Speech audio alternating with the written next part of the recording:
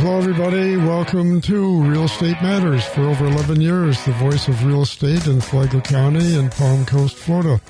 I'm Toby Tobin. I'm the publisher of GoToby.com, contributor to the Palm Coast Observer, and a Florida licensed realtor with Landmark Group at Compass.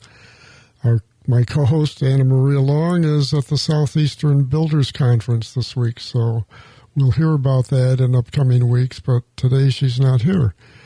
But we do have a guest, and our guest today is Vince Sullivan. He's a partner in the Chimento Law Firm. That's the correct name of the firm, isn't it? That's it, yeah. That's Chimento Law. Chimento Law.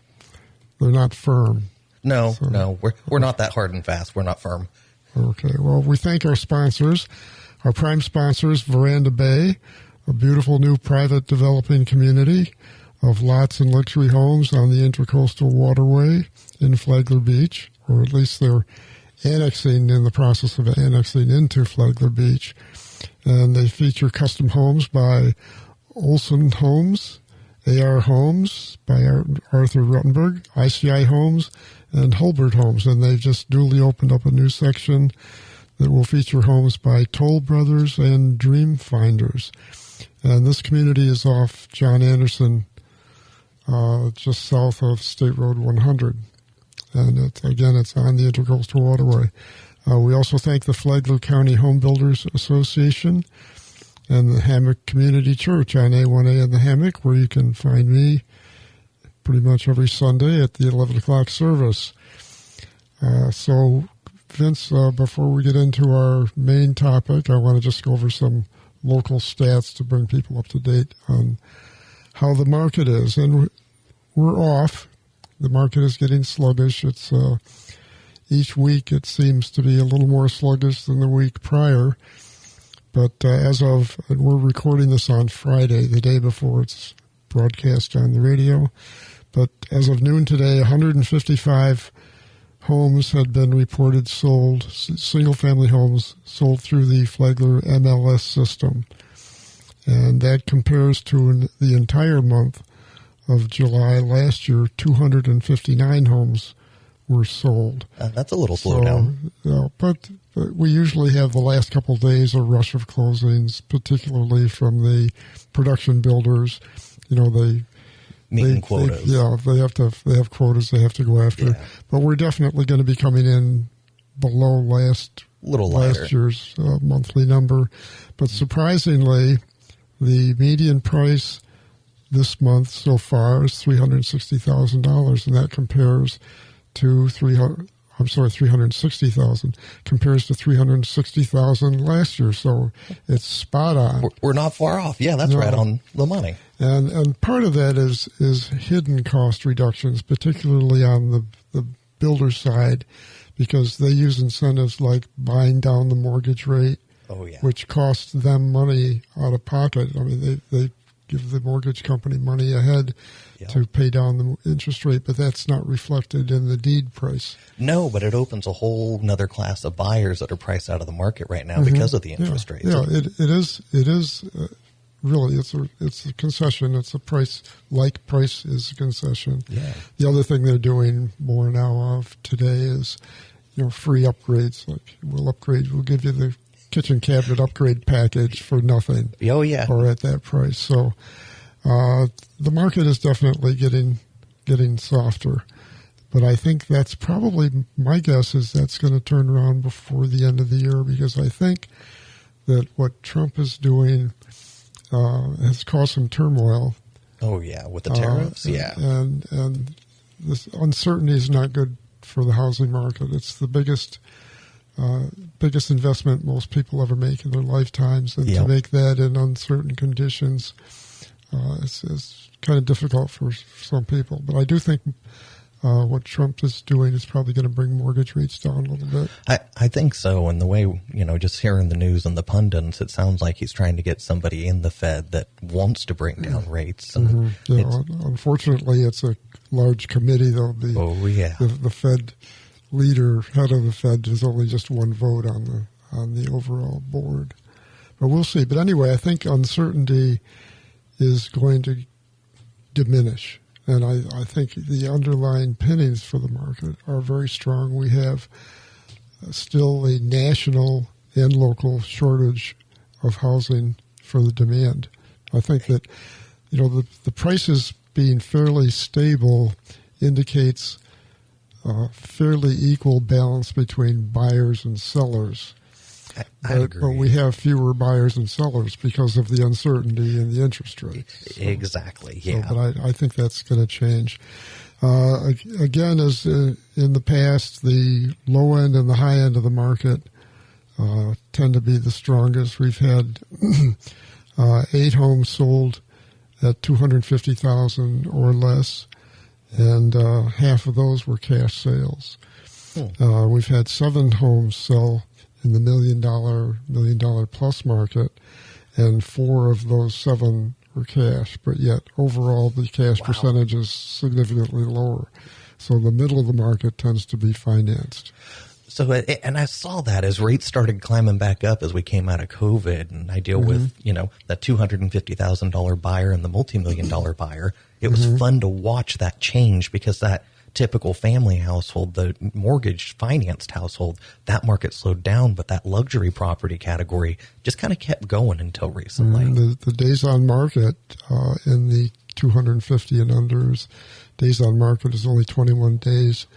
But the overall is 61 days. So the percentage of cash, low days on market, that indicates to me that the lower end of the market is still pretty dominated by investors. Yeah.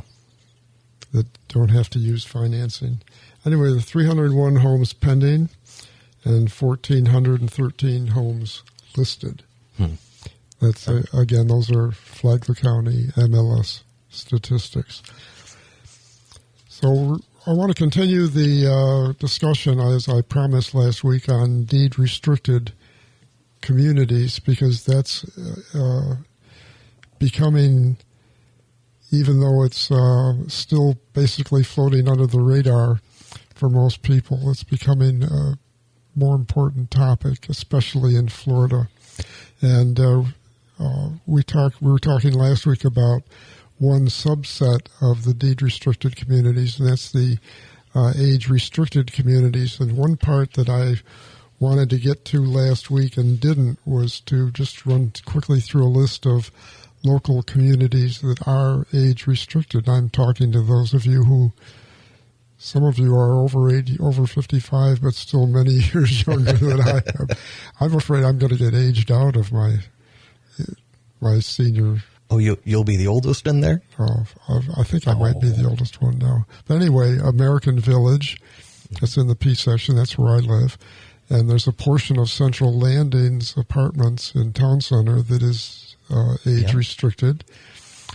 There's a section in Grand Reserve, which is in Bunnell. There's an age-restricted, I think it's gated, a little sub-community within Grand Reserve that is age-restricted. Matanzas Lakes, up in the north section of town, that's a Seagate community, as is Park Place in the P section. And they just opened up selling in a new 55-plus community, and it's called Matanzas Cove. Plantation Oaks is, that's a mobile home community, manufactured home community, and that's age-restricted, as is Reverie on US 1, on the west side of US 1, just north of Hargrove Grade. Sawmill Branch up across from the Agricultural Museum at the end of Old Kings Road and US 1. That's a D.R. Horton Freedom Community. Cresswinds hasn't broken ground yet, but it's going to be developed as an addition to Eagle Lakes on South Old Kings Road, down almost all the way down to Old Dixie Highway. And then Matanzas Park is another age-restricted community. So, and these are all 55-plus communities. And there's one 62-plus community that I'm aware of, and that's that's Palm Coast Landings. It's an apartment complex. Yep. And Palm Coast Landings is in Town Center. It's really right behind Target, but you can't get there from Target because you have to go all the way around because the road's not Not built yet. Yeah, not built yet. But we really do have a wide selection of places for people who are 55 and older to live. And then beyond that, we've got the traditional independent living facilities and assisted living facilities and memory care facilities. There are lots of options, which is a good thing because over 30% of the residents of Flagler County are 31 years old or more. No, and it's 65 or 31% are 65 or older. Yeah.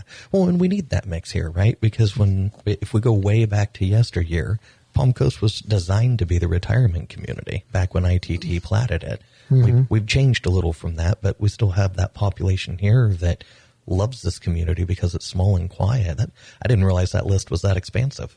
Mm-hmm. Well, most of those are newer communities. Well, newer since I moved here 25 years ago. They weren't here then. But for a while there was really nothing except the established institutional kinds of facilities. Assisteds, yeah. So, Vince, I want to talk more generally about the deed-restricted communities and primarily HOAs and condominium associations, CDDs. And it's a phenomenon nationwide, but it's concentrated in Florida. Florida has the highest percentage of residents that live in deed-restricted communities. It's roughly 50%. And that's going to do nothing but grow over time because communities, municipalities, whether it's a county or a city or a town, are unwilling to accept the ongoing maintenance of new communities. Yep. And so what they do is they tell the developer, we'll give you a permit to develop your community, but number one, you're going to have to put in XL and DCL lanes off the main highway. You're going to have to put in another road, a spine road down the middle of your community that people can cut through. Mm-hmm. Perhaps you're going to have to donate money for a fire station, or maybe 15 acres for a park. You're going to have to build your own stormwater management system. You're going to have to build the streets, the sidewalks, the water and sewer. You're going to have to install all of that. And then in the end, when you actually go to build a house, we're going to charge you $31,000 to get a permit in impact fees. Yeah.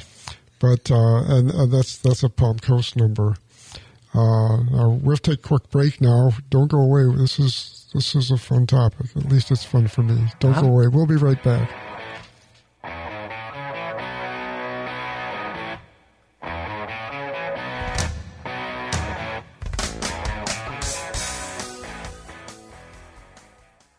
Hi, this is Ken Belshie at Veranda Bay, inviting you to see over 40 new, never-released home sites. Phase 1 sold out in record time, so don't miss your chance on Phase 2. All home sites have planned water access with resort-style amenities. These are big, estate-sized lots. Schedule your private showing now at verandabay.com. On the water, beyond belief, Veranda Bay.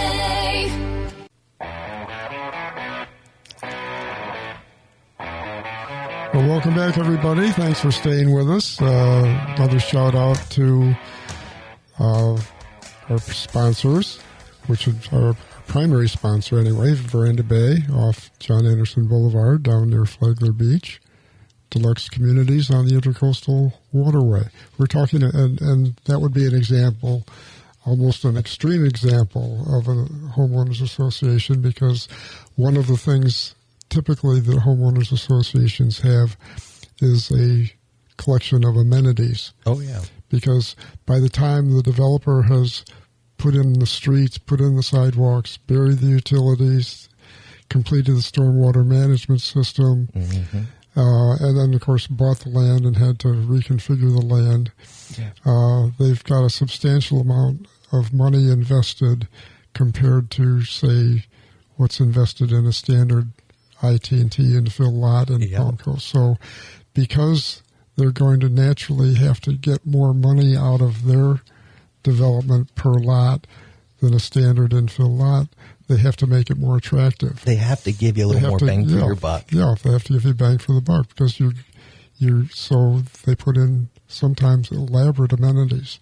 And some of them I'm seeing, they're putting in wave pools and lazy rivers like we've got out there at Hammock Beach. It's kind of makes me want to go move into those communities. I could do a wave pool. Yeah, right. But anyway, and that gets to the reason I'm doing this series is because practically all new development is going to be a homeowners association or a condo association. Some type of government. Some sort of additional government, because what the municipalities do is say, we're not going to pay for it, and we don't want to take ownership. So in the old days, they used to convey the streets over to the municipalities. Exactly. But the municipalities don't take it anymore. So you have to maintain your own streets going forward. You have to, and of course, your own amenities, which you voluntarily chose to build. Yep. We're not going to touch them. And you're going to have to create, to get this development order signed by us, you're going to have to create a perpetual organization that will maintain all of these, all the amenities and all of the infrastructure of your community.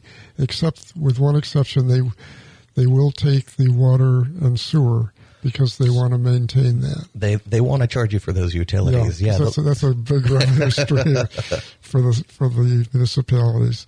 But that's the way we're going forward, and virtually all new communities will create either a homeowners or condo association, and then in many cases a CDD, which stands for Community Development District. Now, quickly tell us what a CDD is. So, like, a CDD is going to be basically a small version of your government. Mm-hmm. So let's, I'll pick on the city of Palm Coast for a second. It's got all these powers and duties to its people, and one of them is safety, right? So we have a Palm Coast Fire Department, and we contract with the Flagler County Sheriff's Department. A CDD doesn't have the authority to enforce and have police powers like that.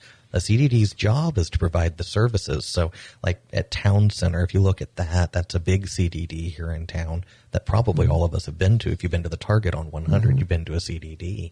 And it takes care of the roadways, it takes care of the plants and the stormwaters. All the common area, all the common area infrastructure. Oh, yeah. So that's all part of the CDD. But the unique part of that is only the people that own property in that CDD, they're the ones who pay the bills that are generated by the CDD. Mm-hmm. So I live up on the north end of town. I'm not in an HOA or a CDD, but my office is down there in Town Center. Mm-hmm. So whoever I rent from, the landlord, they get to pay all the bills for the maintenance on that. Mm-hmm. And it's a way for the city to say, hey, listen, developer, you want to create this? That's fine. We welcome it, but we don't have the money or don't want to, what is the case may be. We're not going to take the dedication of the roadways or the sidewalks. Mm-hmm. That's all on you. Yeah, but on the other side of the coin, you may have an elaborate amenity center in your community, like Veranda Bay will have. Grand Haven's a great example. Grand Haven has a CDD, as well as having associations within the community. It's 1,900 homes in their condos and townhomes. But they don't get any credit on these county and city taxes, which includes money for parks and recreation, even though they've got their own amenities and probably don't use the city amenities that much. So it's another way of offsetting costs. It's definitely a way for the government to offset costs. But the neat part about a CDD, kind of like a homeowners association, these amenities that we keep talking about, if they're not owned by the CDD, they're not open to the public, right? Because the CDD is a form of government. That you have board members that you vote on just like you would for a city councilor or a city commissioner. So if it's not owned by the CDD, that amenity, that pool, that golf course, whatever they build, that's strictly for the homeowners if it's not owned by the CDD. Mm-hmm. Yeah, well, the CDDs, the underlying, the main reason CDDs are formed, and this is my opinion, is simply financing. It allows the developer to use tax-free municipal bonding authority as opposed to having to raise money in the money market from investors. And so it comes down to financing. And then in the end, you've got this municipality in perpetuity that has to have have elected officials. You have to have all kinds of documents forming that authority, and it's very, they're guided by sunshine. Oh, yeah, every rules. member of that board is, the CDs, whereas on HOAs, that's not true. They're not governed by sunshine laws. But if people are going to move into a community and they're coming from, say, up north, and, I would guess that the majority of people that move to Florida from out of state do not come from a deed-restricted community or an HOA environment. And so they are very surprised to find out things like covenants. So tell us about covenants. That's rules. I mean, if you move in and you don't learn the covenants, you can find out that you can't have a dog. Quick. Oh, you can find out real you quick. Can, yeah. But it can only weigh 35 pounds or... Yeah, so your covenants are going to be mainly for your homeowners associations and your condo associations. Mm-hmm. And basically it's whoever developed that property, whether it's, the folks that are doing Veranda Bay, they're going to have covenants. Mm-hmm. And it's, hey, this is kind of the idea of what we want the community to look like. And they're going to cover things like what colors can you paint the exterior of your home, what kind of shingles can you put on. I think Tidelands, I read through those ones, and I think they had a covenant in there that said, this is the specific shingle. No other shingle was allowed. Mm-hmm. It had one specific shingle. Yeah, the family home side, and it's a flat concrete slate. Exactly. So that's the kind of things you're going to find in these covenants and restrictions. And when you go under contract to buy a property in that type of community, condo or homeowners, you're supposed to get a copy of that the day you sign your purchase and sale contract, because one of the things that is imperative, you got to read through them. Mm-hmm. Right? If you want to be able, absolutely, you want to be able to have a 100-pound dog, and you've got a restriction in there that says no dogs over 35 pounds. You got to make a decision. Are we moving there? Or are we leaving Fluffy with a family member? Some of the other restrictions are like restrictions on rental.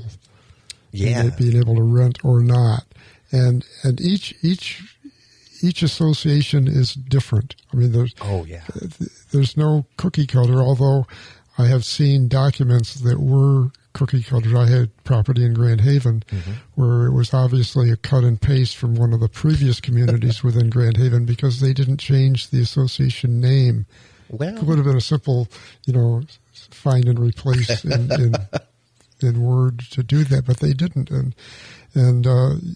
these are done by lawyers. Yeah. And there are some lawyers that are more conscientious than others. And I like to think that was the poor young associate who got that file at the last minute that needed them in the morning. And another thing to remember, too, that the documents are created before any attempt to sell the property is made. The documents are created to benefit the developer, probably. There's some I'm not putting developers down because I love developers, and many are most conscientious. Oh, very. But a lot of times there will be things in the documents that just make it easier for them to get money, to borrow money, or the finance people and require there it is. Yeah, the financing.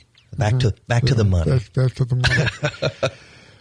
Well, Golly, you got any other thoughts? One thing, and the reason I keep coming back to this topic, because people need to understand, because probably one of the biggest disappointments that people have coming to Florida is that they didn't do their homework. Man, and especially if you're coming from somewhere up in the Northeast, I get phone calls from folks in that, tri-state area up there, and they're like, my real estate agent didn't tell me I needed a lawyer, but you can't do anything with real estate without a lawyer up there. If you don't want to spend the time and do the homework, man, I tell my folks all the time, that's the cheapest insurance you can buy is hiring me. Yeah, well, read your documents. Read them. And understand them. Yeah, and don't be afraid to get involved and, run for your board. Get on your board. Get on your board, because these are all elected boards, elected from the property owners group. And the only thing worse than being on your condo board is not being on your condo board. That's right. You can't do anything about it then. You can protect yourselves. But associations are wonderful things. They give continuity to a property. They tend to assure that it'll be much better maintained. Maintenance and of property value. Hold value, holding property value. It's a wonderful tool, but just don't go into it blind. Don't go blind, exactly. Yeah, don't go blind. Now listen, if you want to check out the show as a video podcast, you can go to YouTube or you can get an Apple Podcast, but go to the Real Estate Matters tab on the Landmark Group FLA.com website or the Facebook page for Flagler Beach TV. And remember, if you're thinking of buying or selling a home or commercial property, consider working with me and the rest of the experienced team at Landmark Group Compass. You can reach me at 386-931-7124, or you can email me at toby@gotoby.com. Thanks for being with us. Vince, thank you. Thank you, Toby. Great to have you on the show. We'll have you back again. I'm Toby Tobin, and I approve this show.